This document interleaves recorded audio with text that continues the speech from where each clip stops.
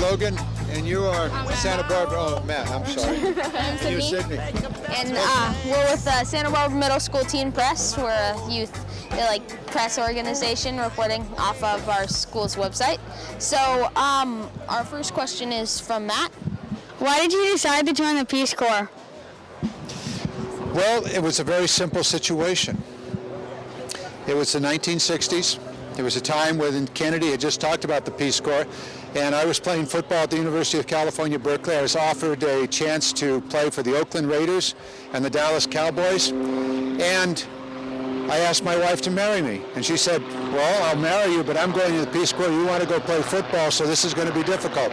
Your choice. I chose to get married and the Peace Corps. Dallas Cowboys, Oakland Raiders did just fine without me. Which one? I was wondering, what in your eyes is the responsibility of a lieutenant governor when it comes to the environment? Well, the lieutenant governor has wide opportunity to get involved in many, many issues. Certainly the education issues, because you're on the Board of Regents of the University of California and the State University, so you're dealing with all the education. But I'm also on the State Lands Commission. Now, personally, I've been involved in environmental issues, well, way back to my early days when I was in elementary school. And then on in my days in the legislature and where I worked on Tahoe issues, on water issues, on climate change. The first laws that dealt with conservation, energy conservation, solar and wind, I authored those laws together with an assembly member from this area, Gary Hart. We did that in 1978. So I've been involved in environmental issues for a long, long time. And as Lieutenant Governor, it's a natural thing because of the State Lands Commission, the Ocean Protection Council, as well as the opportunity to get into any issues I want to get into. Environment is an issue that I've been involved in, want to get into, and we have to deal with it because of the climate change and the pressure that we're putting on the environment. Your turn, Sydney? It's fine. Your turn. Okay. How does it feel for you to be considered an environmental hero? Oh, well, I am deeply honored to be considered an environmental hero by this organization. We're talking Environmental Defense is a major organization that had a critical role in stopping the LNG and protecting the coast and other parts of the environment here in the central part of California. So it's a great honor for me. I am thrilled, I am delighted, and downright excited. So what do you think kids our age can do to help the environment? Everything. You're the generation that is going to make it or break it on climate change.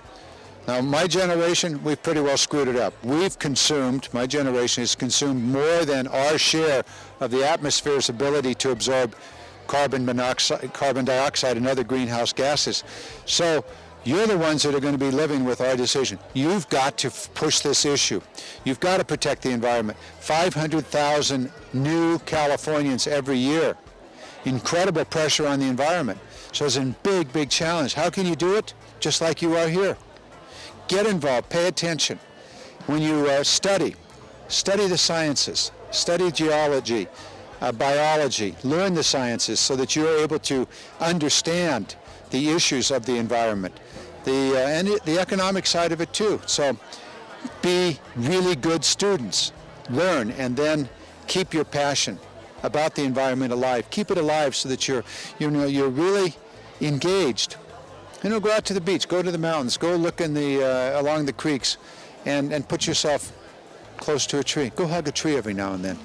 Those kind of things where you connect yourself to the natural environment, and that keeps you centered on these issues. And I have one more Logan. quick question. I believe, and I think most of us believe, that California has done a great job with concerning environmental issues. So do you think California is kind of pioneering that movement across the nation? Certainly California has been a national and international leader on environmental issues going way, way back. The protection of the ocean, the Coastal Act, protection of water, all of these things that California has led. And we have to have that leadership now.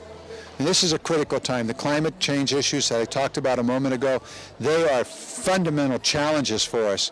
And we have to shift our emphasis away from coal and oil and carbon-based fuels to renewables, to conservation.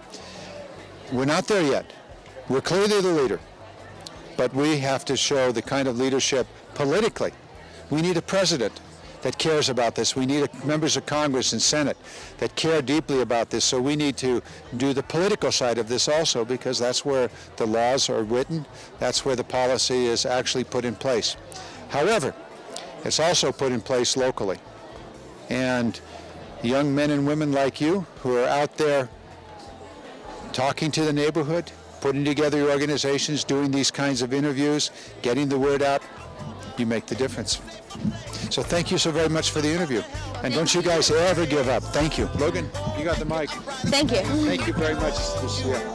Logan, Sydney, and Matt. Great interview. Thanks. Best one I've had in months. Thanks. Take care. Thank you.